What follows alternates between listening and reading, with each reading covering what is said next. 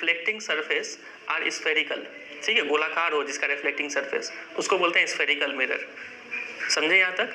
Underline क्या करना है, एकदम टेंशन मत लीजिए, थोड़ी देर में आपको बता देंगे। स्फेरिकल मिरर भी दो टाइप का होता है।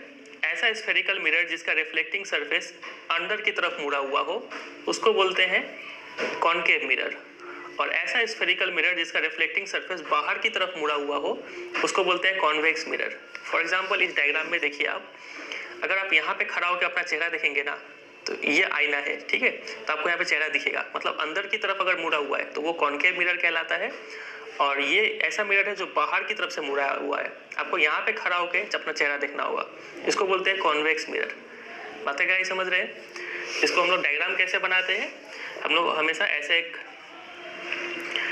कर्व लाइन खींचते हैं और यहाँ पे ऐसे करके शेड कर देते हैं, ठीक है। अंदर से आपको चेहरा देखना है तो ये आपका कौन सा हो गया मिरर, कॉनकेव मिरर। इसको याद करने का टेक्निक क्या होगा, केव मतलब आपको पता है गुफा, मतलब अंदर की तरफ गुफा है, ठीक है, उसमें जाना है, ऐसे करके याद कर सकते हैं। और अगर इसको ऐसे भी बना सकते हैं, नहीं तो ऐसे भी बना सकते हैं। अगर आपको यहीं पे खड़ा होकर चेहरा देखना है और यहाँ पे अंदर से शेड किया हुआ है, ठीक है, मतलब जो रिफ्लेक्टिंग सरफेस है वो आउटवर्ड की तरफ बेंड है, इसको बोलते हैं हम लोग कॉन्वेक्स मिरर। समझ रहे हैं बात क्या कह रही? अब हम एक सवाल पूछेंगे आपसे, आप मुझे बताइएगा वो कॉन्वेक्स है या फिर कॉनकेव है।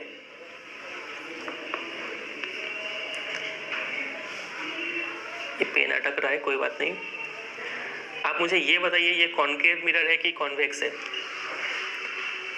तो अगर आपका जवाब अगर कॉनकेव है तो आप बिल्कुल राइट है, क्योंकि अंदर की तरफ आप यहाँ पे चेहरा देखेंगे, यहाँ से आपको चेहरा दिखेगा, ये है कॉनकेव मिरर, ठीक है। चलिए हमने समझ लिया कॉनकेव कॉन्वेक्स क्या होता है। अब कुछ टर्मिनोलॉजी समझेंगे कि क्या क्या होता है। देखिए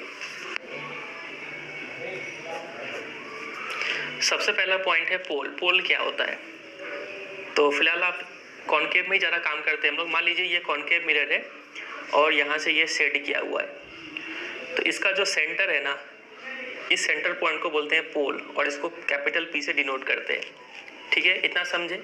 ये हुआ पहला। अगला आपका है सेंटर ऑफ कर्वेचर। अब ये देखिए ये किसी न किसी सर्कल का पार्ट होगा, अगर हम इसको अगर कंप्लीट कर दे तो कोई ना कोई ये सर्कल का पार्ट होगा, ठीक है, तो इसका कहीं ना कहीं सेंटर भी तो होगा, तो उस सेंटर को हम लोग बोलते हैं सेंटर ऑफ कर्वेचर, इसको कैपिटल लेटर सी से डिनोट करते हैं, ठीक है। सिर्फ समझिए, यहाँ से कुछ याद नहीं करना है, पहले हमने पी समझा, दूसरा हमने सी समझा, ठीक है। अब इस सेंटर से लेके, सेंटर ऑफ कर्वेचर से लेके पोल तक का डिस्टेंस को हम लोग बोलते हैं, क्या बोलते हैं, अगर ये सर्कल है सेंटर से यहाँ तक का डिस्टेंस को क्या बोला जाता है, रेडियस ऑफ कर्वेचर, ठीक है, जिसको कैपिटल आर से डिनोट करते हैं। बातें अगर समझ रहे हैं यहाँ तक? चलिए और देखिए, अगर मिरर कॉनकेव है तो उसका सेंटर ऑफ कर्वेचर उसके फ्रंट में लाई करता है, और अगर मिरर कॉन्वेक्स है तो उसका centre of curvature behind the mirror lie करता है, ठीक है, उस साइड होगा, मिरर के पीछे जो रिफ्लेक्टिंग सरफेस है। यहाँ पे आप चेहरा देखेंगे ना तो इसको फ्रंट बोलते हैं और इसको बिहाइंड बोलते हैं, behind the mirror centre of curvature होता है, ठीक है। तो ये हमने समझ लिया, centre of curvature, radius of curvature, pole, तीन चीज हमने समझा। अब हम लोग समझते हैं प्रिंसिपल एक्सिस क्या होता है।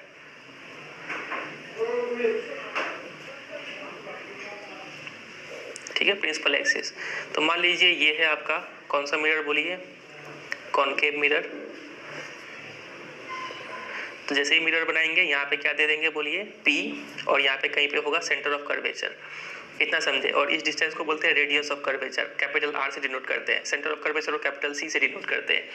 मान लीजिए एक स्ट्रेट लाइन जो कि सेंटर ऑफ कर्वेचर से पास कर रहा है और पोल से भी पास कर रहा है, ठीक है, तो इस स्ट्रेट लाइन को हम लोग बोलते हैं प्रिंसिपल एक्सिस।